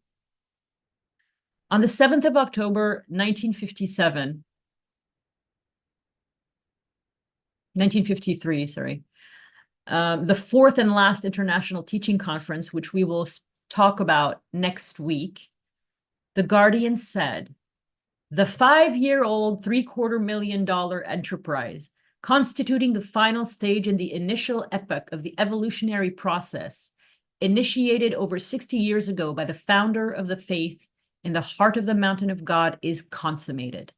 A steadily swelling throng of visitors from far and near on many days, exceeding 1,000, is flocking to the gates leading to the inner sanctuary of this majestic mausoleum, paying homage to the Queen of Carmel, enthroned on God's mountain, crowned in glowing gold, robed in shimmering white, girdled in emerald green, enchanting every eye from air, sea, plain, and hill. Oh,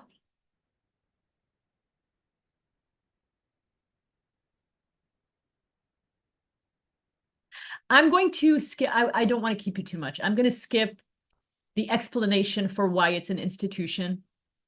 It's long. Holy dust is the holy dust of the Bab, but there's also a long explanation. 9 concentric circles is important, so I will address this. For the Guardian, there were 9 concentric circles that at which the holy remains of the Bab lay. And this is from a 29 March 1951 letter titled Spiritual Conquest of the Planet. So the first circle is the planet. The second circle is the center of the world, the Holy Land. The third circle is Mount Carmel, the vineyard of the Lord. The fourth circle is the sacred precincts of the property surrounding the shrine of the Bob. The fifth circle is the most holy court, the enclosure formed by the gardens and the terraces of the shrine. The sixth circle is the superstructure of the shrine of the Bob, preserving and adorning the original shrine designed and built by Abdu'l-Baha. The seventh circle is the original shrine of the Bob. The eighth circle is the vault in which the sacred remains of the Bob are interred, and the ninth circle is the alabaster sarcophagus built in Burma and shipped to the Holy Land at the express request of Abdu'l-Baha, adorned with gilded and carved Arabic verses, which contain the precious Indian wood casket in which is deposited, quote, that inestimable jewel, the Bob's holy dust. The Guardian stated that the shrine of the Bob was the point round which the realities of prophets and messengers revolve. Many years later, Professor Roca remembers William Sutherland Maxwell. This is one of my favorite stories. Years and years after the superstructure of the shrine was built, Ugo Giaccheri went to pay a visit to Professor Andrea Roca, who had been his collaborator in Italy, who you know, the one who came from like a family of marble workers that went all the way back to the Roman age. When he came into Professor Roca's home, Ugo Giaccheri was really shocked. He saw a marble replica of one of Sutherland Maxwell's exquisite panels. Of course, to be fair, I don't know which panel it was, so I just picked a panel. Before Ugo Giaccheri could say a word, Professor Roca said, "I couldn't resist. It is just so originally beautiful. I had to place one in my home as a memorial to William Sutherland Maxwell and as a memento of my association with the work on the shrine of the Bob."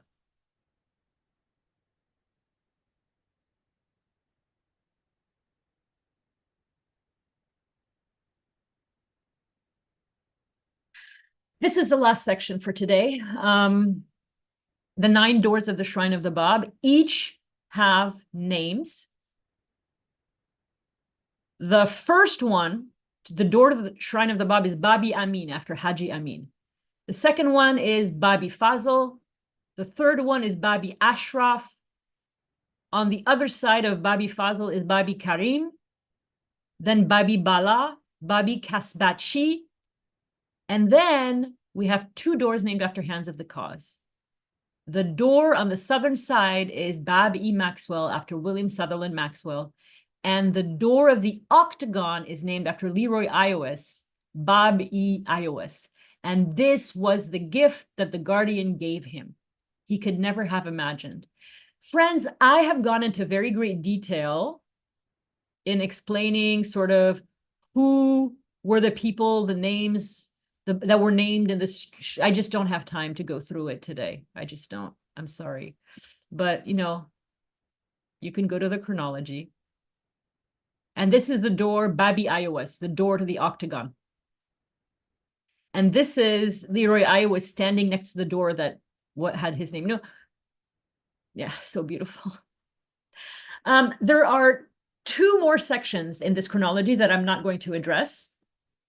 One is the gardens of the Shrine of the Bob, the encyclopedic knowledge of Shoghi Effendi, the Guardian's novel Gardens, photographs, the Guardian brings water to a barren mountain, terraces, the stones, a new garden in 2 weeks, the cactus garden, paths of different colors, the decorative ornaments in the gardens,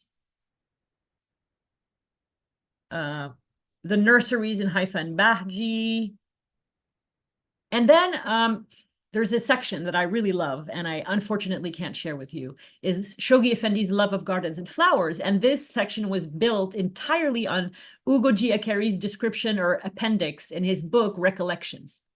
So Shoghi Effendi's groundbreaking piecemeal method for designing gardens, Shoghi Effendi's ornaments, Shoghi Effendi's garden improvisations, I am a lover of flower and gardens, a great variety of trees, Shoghi Effendi's trees, Shoghi Effendi's shrubs, vines, hedges, and dwarf hedges, Shoghi Effendi's flowers, and I list them, hibiscus, lupines, ranunculus, narcissus, rose, jasmine, Shoghi Effendi's roses, Shoghi Effendi's grasses. I love this section. Shoghi Effendi's succulents and cacti, and I named them all. These are all named by Ugo Giaccheri. Next week, we're going to look at part 17, which is going to be the Intercontinental Teaching Conferences. It might be a short section next week. I'm going to stop sharing now, but before you cut the live stream, Jeremiah, I just want Mr. Izzadina to say hello.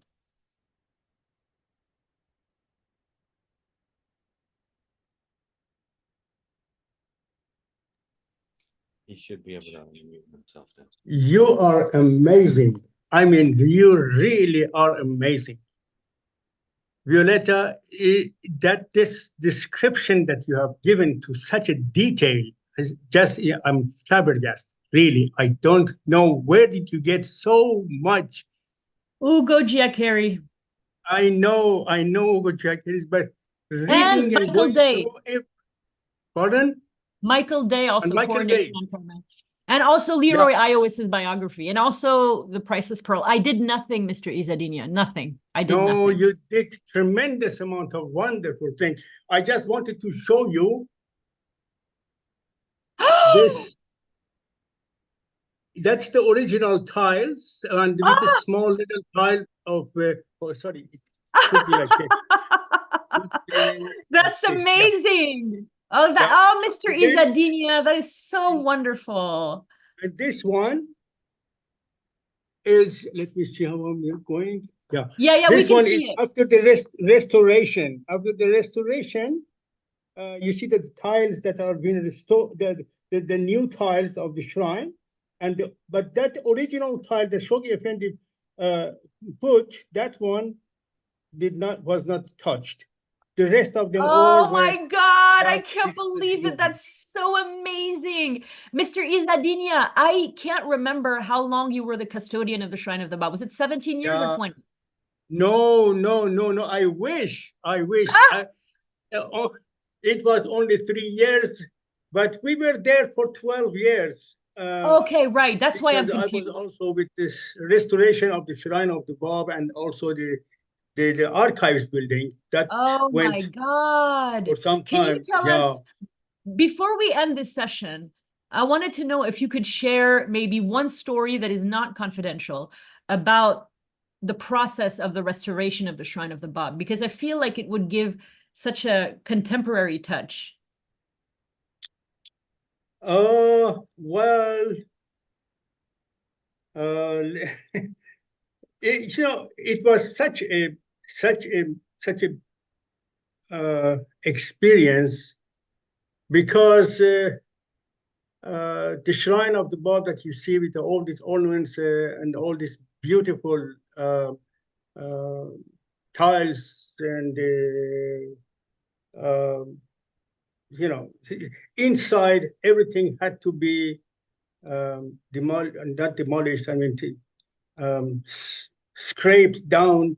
Oh. The original stones of Abdul Baha, that he says that, with the tears in my eyes, with the tremendous cost that he had to cart them from a distance to bring them in. I also have a picture of that, of those stones, that they are really very, very heavy stones. Abdul Baha wow. Got a very special, I don't know, let me see if I can show them to you. These stones had to be taken because the whole wall, inside walls, they had to become reinforced because of the future. Oh, wait, so the blocks of stone that are original from Abdul Baha had to be reinforced? You see, the walls have to, interior walls have to be reinforced. And this is the stones that when the walls were demolished inside to be reinforced. So these are the stones that have been taken and put aside. Wow, But these stones were put at the back, the back wall, the southern wall that goes from the bottom all the way to the top of the, where the cypress trees are. So these are the same stones that Abdul Baha brought in, and they were inside was demolished, but they were used completely. Oh yes, you know what? That's really fascinating that you say that, because that was the Universal House of Justice used the same technique as Shoghi Effendi. Shoghi Effendi never wasted anything. So when he like moved stones from one place, he would use them to reinforce another wall. And I love the fact, see, this is a perfect story for you to share with us, is the way that the House of Justice does things is so inspired by the way that the Guardian did things, you know? And it's a good example for us. Waste nothing, want nothing. You know what I mean? Like it's something we can apply to our lives that's extremely concrete. Thank you so much, Mr. Izzadinia. I'm so happy. I'm so happy. It is my pleasure. But I just wanted to tell you that, you know, how precious these stones of Abdul Baha were, that they were not going to be wasted. Oh, and well, of they course, were going to be used at the same. Of course. The same superstructure, but at the back of it. So yeah, the whole thing is there intact. No, you're right. You're right. Actually, I didn't realize that these were stones touched by Abdul Baha's hand, so they were very precious. Definitely, yeah. So that's my little contribution to this. Thank you so much. Thank you, really. I appreciate your talk immensely. I'm going to send the copy of your talk tonight to my project manager, for whom I helped a little bit. So he is going to love your talk. He's going to really so much. Yes, no, definitely. Oh, I hope he does. I really hope he does. He will very much. He will very much. Oh, I'm so happy. I'm so happy. I was friends. I just feel so happy right now. I want to thank you all for coming on Zoom, for sticking here. You guys are all still here 2 hours later. I want to thank all of you on Facebook and YouTube. I'm sending you all my love, and meeting next week for the international conferences in 1953. And we're going to stop the live recording now. So see you next week.